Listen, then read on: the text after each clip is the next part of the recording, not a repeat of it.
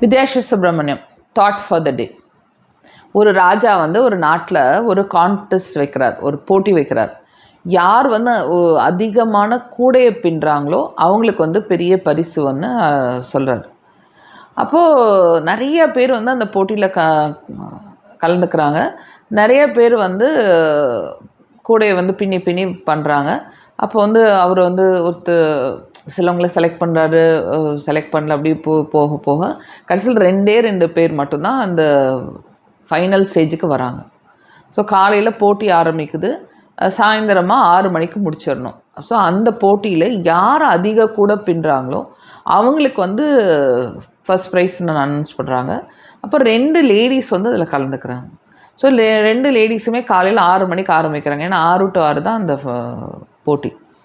பண்ணும்போது ஒரு 2 பேரும் பண்ணிகிட்டே இருக்காங்க. ஒரு லேடி மெதுவாக பண்ணிகிட்டே இருக்குது, இன்னொரு லேடி வேகமாக பண்ணுறாங்க.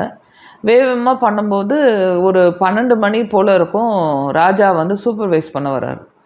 சூப்பர்வைஸ் பண்ணிவிட்டு அப்போ வந்து அந்த லேடி வந்து கிட்டத்தட்ட ஒரு 7-8 கூட பின்னிருது. இந்த லேடி ஒரே ஒரு கூட தான் பண்ணியிருக்கு, மெதுவாக பண்ணிகிட்டே இருக்கு. அப்போ ராஜா வந்து சொல்கிறாரு இந்த ஃபாஸ்ட்டாக பண்ணுற லேடிக்கிட்ட, நீ பண்ண கூடை எல்லாமே ரிஜெக்ட்மா, ஏன்னா உன்னோட கூடை எல்லாமே சின்னதாக இருக்குது, அந்த அம்மா பண்ணுற கூடை எல்லாம் பெருசாக இருக்குது. அதனால் நீ வந்து இப்போ நீ பண்ணுறதெல்லாம் நிறுத்திட்டு நீ திருப்பி முதல்லேருந்தே ஆரம்பித்து எனக்கு நீ பண்ணு, உன்னோட சைஸ் ரொம்ப சின்னதாக இருக்குது அப்படிங்கிறாரு.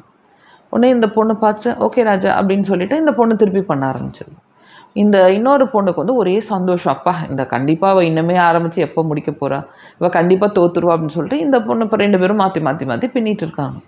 பின்னிட்டு இருக்கும்போது கிட்டத்தட்ட மணி 6 ஆயிடுது. எல்லாருமே போட்டியை நிறுத்த சொல்கிறாங்க. நிறுத்தின உடனே அப்போ வந்து எண்ணி பார்க்குறாங்க, இந்த ஃபாஸ்ட்டாக பண்ண உமன் வந்து கிட்டத்தட்ட 11 கூட பின்னியிருந்தது. இந்த ஸ்லோவால் இந்த இன்னொரு லேடி வந்து கிட்டத்தட்ட 10 கூட தான் பண்ணியிருந்தது. எல்லாருக்கும் ஆச்சரியம், அது எப்படி இந்த பொண்ணு வந்து பாதியில் நிறுத்தி திருப்பி ஆரம்பிச்சுது, இந்த பொண்ணு முதல்லேருந்தே பண்ணுது, இந்த பொண்ணு எப்படி எக்ஸ்ட்ரா பண்ணியிருக்கோம் அப்படின்னு ராஜாவுக்கு ஒரே ஆச்சரியம். அவர் வந்து ஆச்சரியத்தில் போய் அந்த பொண்ணை கூப்பிட்டு, எப்படிம்மா உன்னால் 11 கூட பண்ண முடிஞ்சது, நான் தான் 12 மணிக்கே உனக்கு வந்து திருப்பி ரீஸ்டார்ட் பண்ண சொல்லியிருந்தேன் அப்படின்னோடனே அந்த பொண்ணு சொல்லிச்சான், ராஜா நீங்கள் ஃபஸ்ட்டு வந்து என்னோடய கூட ரிஜெக்ட் பண்ணீங்க, ரிஜெக்ட் பண்ணோடனே எனக்கு தெரிஞ்சிருச்சு நம்ம தப்பு பண்ணியிருக்கோம், வேகமாக பண்ணுன்ட்டு நான் சின்னதாக பண்ணேன்.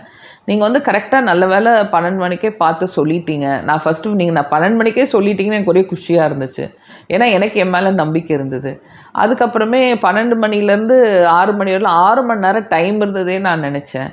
அப்புறம் வந்து எனக்கு வந்து நம்ம ஃபாஸ்ட்டாக தானே பின்னுறோம், கண்டிப்பாக பண்ண முடியும்னு எனக்கு வந்து ரொம்ப நம்பிக்கை வர ஆரம்பிச்சிது. நான் வந்து எதையுமே கவனிக்கல, எதையுமே நான் வந்து டிஸ்ட்ராக்ட் ஆகலை.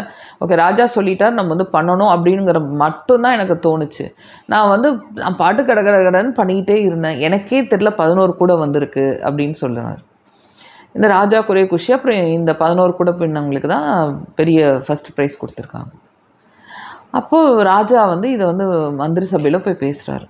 எனக்கு ரொம்ப ஆச்சரியமாக இருக்குது, 12 மணிக்கு ஒருத்தர் வந்து ஆரம்பித்து 6 மணிக்குள்ளே 11 கூட பண்ணியிருக்காங்க, இன்னொருத்தர் வந்து காலைல 6 மணிலேருந்து சாயந்தரம் 6 மணியில் 10 கூட தான் பண்ணியிருக்காங்க அப்படின்னோடனே அப்போ வந்து அந்த மந்திரி சொன்னாரா, ராஜா அந்த பொண்ணு சொன்னது நீங்கள் கவனிச்சிங்களா, அந்த பொண்ணுக்கு நீங்கள் வந்து சொன்னது அது வந்து ஃபஸ்ட்டு தப்பாக எடுத்துக்கல, ஓகேயா, அது வந்து அக்செப்ட் பண்ணிக்கிச்சு, நான் வந்து சின்னதாக பின்னிட்டேன், நான் செஞ்சது தப்பு, நல்ல வேலை இப்போவே பார்த்தாருன்னு சொல்லிட்டு அதை வந்து ஒரு அட்வான்டேஜாக எடுத்துக்கிச்சு. நல்ல வேலை 12 மணிக்கு சொல்கிறாரு, சாயந்தரம் 4 மணிக்கு சொல்லி தான் நம்ம என்ன பண்ணியிருக்க முடியும், ஓகே நமக்கு 6 மணி நேரம் டைம் இருக்குன்னு சொல்லிட்டு அது பாசிட்டிவாக பார்த்துச்சு.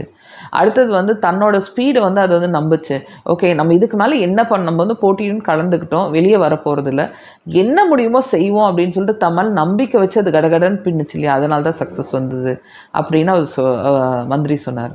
அப்போ இந்த ராஜா வந்து எப்போ வந்து சொன்னாராம், எப்போ வந்து ஒருத்தன் வந்து தன் மேலே தன்னம்பிக்கை அதிகமாக இருக்கோ அவன் வந்து கண்டிப்பாக வெற்றியாளராக இருப்பான், எப்போ தன் மேலே வந்து தன்னம்பிக்கை அதிகமாக இல்லாதவங்க வந்து அந்த அளவுக்கு வெற்றி பெற முடியாது அப்படின்ட்டு அவர் சொன்னார்.